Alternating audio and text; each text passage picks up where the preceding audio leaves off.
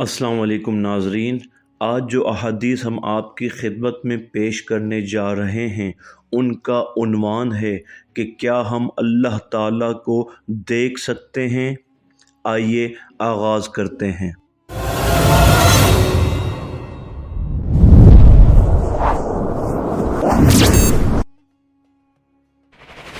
अबू यूसुफ से मरवी है कि मैंने इमाम हसन अस्करी अलैहिस्सलाम को लिखा कि जब बंदे ने अपने रब को देखा ही नहीं तो वो उसकी इबादत कैसे करे।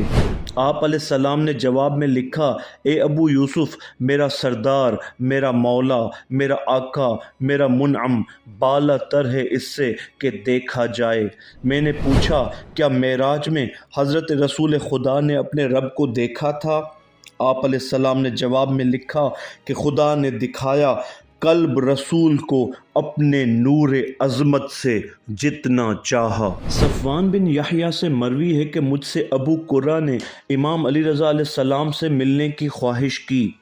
मैंने हज़रत से इजाज़त चाही, वो आया और उसने हज़रत से हिलाल व हराम के मुताल्लिक़ सवाल किया। उसके बाद तौहीद का नंबर आया। उसने कहा, हमसे ये बयान किया गया है कि खुदा ने तकसीम किया रोयत और कलाम को दो नबियों में। मूसा को कलाम से मखसूस किया और मुहम्मद सल्लल्लाहु अलैहि वसल्लम को रोयत से। इमाम अली रज़ा अलैहिस्सलाम ने फरमाया, खुदा की तरफ से जिन्नो इंस की तरफ वो कौन भेजा गया है जिसने ये ख़बर दी, बीनाइयाँ उसका इदराक नहीं करती और अज़रुए इल्म उसका इदराक और उसका इहाता मुमकिन नहीं और उसका मिसल कोई नहीं। क्या ये ख़बर देने वाले मुहम्मद सल्लल्लाहु अलैहि वसल्लम नहीं? उसने कहा, वही हैं। इमाम ने फरमाया, कैसे मुमकिन है कि एक शख्स तमाम मखलूक की तरफ आए और कहे कि मैं अल्लाह की तरफ से आया हूँ, और फिर वो हुक्म खुदा से लोगों को अम्र खुदा की तरफ दावत दे और कहे वो ऐसा है कि बीनाइयाँ उसे नहीं पाती और इल्म उसका इहाता नहीं करते, और वही ये भी कहे कि वो बशरी सूरत पर है। क्या तुमको हया नहीं आती कि जिंदीकों की तरह हज़रत को निशाना मलामत बनाओ इस बात पर कि वो कभी खुदा की तरफ से एक बात बयान करते हैं और कभी उसके खिलाफ। अबू कुर्रा ने कहा कि खुदा ही तो फरमाता है कि उन्होंने देखा उसको नाज़िलाए उखरा में। हज़रत ने फरमाया, इसके बाद की आयत भी तो है कि जो कुछ मुहम्मद सल्लल्लाहु अलैहि वसल्लम ने देखा उसके दिल ने उसे झुटलाया नहीं। फिर ये भी बताया कि क्या देखा, खुदा की आयतों में से एक बड़ी आयत देखी और आयत इलाहिया अल्लाह के गैर हैं। खुदा ने फरमाया है, कोई अज़रुए इल्म उसका इहाता नहीं कर सकता, और जब आँखें उसे देख लें तो इल्म ने इहाता कर लिया और मार्फत वाक़े हो गई। अबू कुर्रा ने कहा, आपने रिवायत की तकज़ीब की। इमाम अली रज़ा अलैहिस्सलाम ने फरमाया, जो रिवायतें मुखालिफ कुरान हों उनकी तकज़ीब करता हूँ, और मुसलमानों का इस पर इजमा है कि कोई इल्म खुदा का इहाता नहीं कर सकता, और ये कि बिनाइयाँ उसको नहीं पा सकती और उसकी मिसल कोई शे नहीं। अहमद बिन इसहाक से मरवी है कि मैंने इमाम अली नकी अलैहिस्सलाम को मसला रोयत और उसके इख्तलाफ के मुतालिक दरियाफ्त फरमाया। इमाम अलैहिस्सलाम ने फरमाया, नहीं जायज़ है रोयत जब तक राई और मरई के दरमियान हवा न हो, रोशनी जो बीनाई को उस चीज़ तक पहुँचाए। अगर देखने वाले और देखी जाने वाली के दरमियान हवा न हो तो देखना मुमकिन न होगा और शुबहात भी पैदा होंगे, क्योंकि या तो राई की तरफ से कोई रुकावट होगी या मरई की तरफ से या दोनों की तरफ से। इसलिए कि राई जब बराबर होगा मरई के इस सबब में जो उनके दरमियान रोयत में है तो इश्तबा लाजिम होगा, और ये इसलिए होगा कि असबाब इत्साल मुसब्बिबात से ज़रूरी है। यानी जब तक असबाब रोयत जहत मकान रंग वजूद हवा वग़ैरह मौजूद न होंगे रोयत मुमकिन न होगी, और इस सूरत में भी इश्तबाहात वाक़े होंगे। عبداللہ بن سنان کہتا ہے کہ میں امام محمد باقر علیہ السلام کی خدمت میں حاضر ہوا۔ ایک خارجی آیا اور کہنے لگا، اے ابو جعفر، آپ کس کی عبادت کرتے ہیں؟ فرمایا، اللہ کی۔ اس نے کہا، کیا آپ نے اسے دیکھا ہے؟ امام نے فرمایا، ہاں، لیکن ان آنکھوں سے نہیں بلکہ دلوں نے اس کو دیکھا ہے۔ حقائق ایمان کے ساتھ وہ قیاس سے نہیں پہچانا جاتا اور نہ ادراک سے محسوس ہوتا ہے، نہ لوگوں سے مشابہ ہے۔ وہ اپنی نشانیوں سے موصوف ہے اور اپنی علامات سے پہچانا ہوا ہے۔ وہ اپنے حکم میں ظلم نہیں کرتا۔ یہ ہے اللہ، اس کے سوا کوئی معبود نہیں۔ یہ سن کر یہ کہتا نکلا، اللہ بہتر جانتا ہے کہ اپنی رسالت کو کہاں قرار دے۔ امام جعفر صادق علیہ السلام نے فرمایا کہ ایک یہودی عالم امیر المومنین علی علیہ السلام کے پاس آیا اور کہنے لگا، اے امیر المومنین، جب سے آپ نے عبادت کی ہے کبھی اپنے رب کو دیکھا ہے؟ امام علی علیہ السلام نے فرمایا، وائے ہو تجھ پر، میں اس رب کی کیوں عبادت کرتا ہوں جس کو نہیں دیکھا؟ اس نے کہا، کیسا دیکھا؟ امام علی علیہ السلام نے فرمایا، وائے ہو تجھ پر، یہ آنکھیں اپنی بینائیوں سے اسے نہیں پاتی لیکن دل اسے دیکھتے ہیں حقائق ایمان کے ساتھ۔ عاصم بن حمید کہتا ہے کہ میں نے امام جعفر صادق علیہ السلام سے رویت کے متعلق روایات کا ذکر کیا۔ امام نے فرمایا، سورج نور کرسی کے 70 جزوں میں سے ایک جزو ہے، اور کرسی نور عرش کے 70 جزوں میں سے ایک جز ہے، اور عرش نور حجاب کے 70 جزوں میں سے ایک جز ہے۔ پس اگر وہ لوگ سچے ہیں تو جب کہ بادل نہ ہو سورج سے پوری طرح آنکھ ملا کے تو دیکھ لیں۔ امام علی رضا علیہ السلام سے مروی ہے کہ فرمایا، رسول اللہ صلی اللہ علیہ وآلہ وسلم نے جب شب معراج مجھے آسمان کی طرف لے گئے تو جبرائیل نے مجھے ایسی جگہ پہنچایا جہاں جبرائیل کا قدم اس سے پہلے کبھی نہ گیا تھا۔ پس پردہ ہٹایا گیا اور دکھایا خدا نے اپنے نور عظمت کو جس کو اللہ نے چاہا۔ آیت لا تدرکہ الابصار کے متعلق امام جعفر صادق علیہ السلام نے فرمایا کہ اس آیت سے مراد یہ ہے کہ انسان کا وہم اس کا احاطہ نہیں کر سکتا۔ کیا تم نے اس آیت پر غور نہیں کیا؟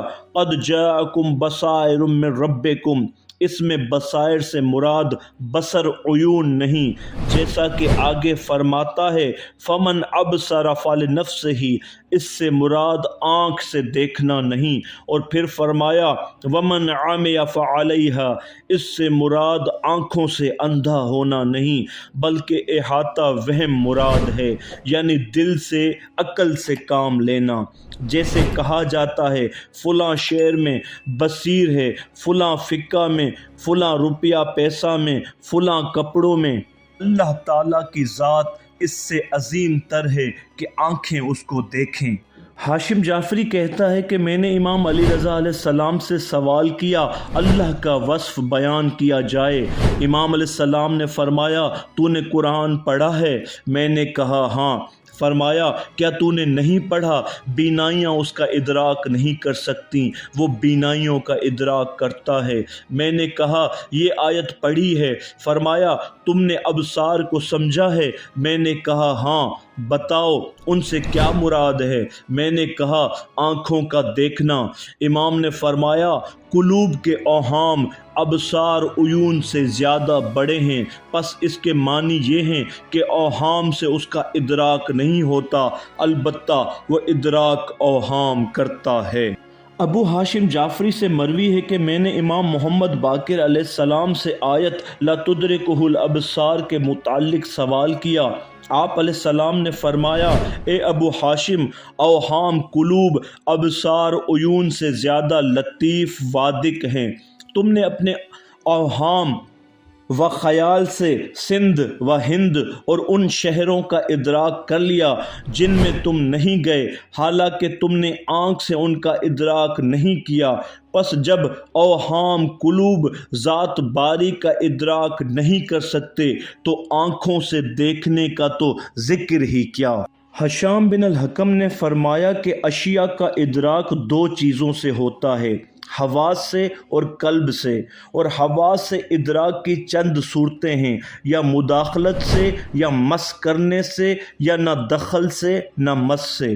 جو ادراک مداخلت سے ہو وہ آوازیں ہیں جو کان میں آئیں، یا خوشبوئیں جو ناک میں آئیں، یا ذائقہ جو زبان پر کوئی چیز رکھنے سے ہو، اور جو ادراک چھونے سے ہوتا ہے وہ معرفت ہے اشیاء کی، بائیں طور کہ مربع ہے یا مثلث، نرم ہے یا سخت، گرم ہے یا سرد، اور جو بلا دخل و مس ہیں وہ دیکھتا ہے کہ آنکھ بغیر دخل و لمس معلوم کرتی ہے، نہ وہ کسی جگہ میں داخل ہوتی ہے اور نہ کوئی چیز اس میں، اور ادراک بصر کے لیے سبیل و سبب کا ہونا ضروری ہے۔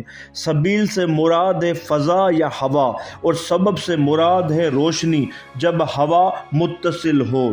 رائی دیکھنے والا اور مرئی دیکھا ہوا کے درمیان اور روشنی بھی ہو تو آنکھ رنگ اشخاص کو دیکھتی ہے، اور جب آنکھ کو راستہ بڑھنے کا نہیں ملتا تو نگاہ لوٹ آتی ہے اور بیان کرتی ہے، اور اپنے پیچھے کا حال جیسے آئینہ کے دیکھنے والے کا بینائی آئینہ کے اندر نفوذ نہیں کرتی، اور جب وہ آگے بڑھنے کی راہ نہیں پاتی تو نظر کرنے والے کی نگاہ لوٹ کر حال بیان کرتی ہے۔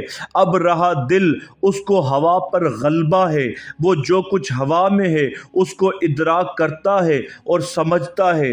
جب دل متوجہ ہوتا ہے اس چیز کی طرف جو ہوا میں نہیں ہے تو لوٹ آتا ہے اور اسی کو بیان کرتا ہے جو فضا میں ہے۔ پس عقل مند کو نہیں چاہیے کہ اپنے قلب کو متوجہ کر لے اس چیز کو معلوم کرنے کی طرف جو فضا میں موجود ہی نہیں، یعنی ذات باری تعالیٰ، اور اگر ایسا کرنا چاہے گا تو وہ اسی چیز کا ادراک کرے گا جو فضا میں ہوگی، نہ کہ ذات باری کا جو کسی میں نہیں اور نہ اپنی مخلوق سے مشابہ ہے۔